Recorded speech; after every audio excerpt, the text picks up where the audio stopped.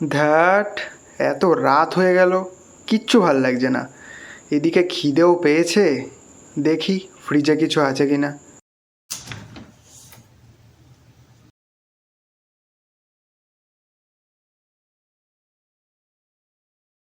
হাট, ফ্রিজেও কিছু নেই। এত রাত হয়ে গেল, খিদেও পেয়েছে, ফ্রিজেও কিছু নেই। এদিকে পকেটেও একটাও টাকা নেই যে অনলাইনে অর্ডার করব খাবার। উফ, আর ভাল লাগে না, সব কিছু একেবারে মিলেমিশে যেন খিচুড়ি হয়ে যাচ্ছে।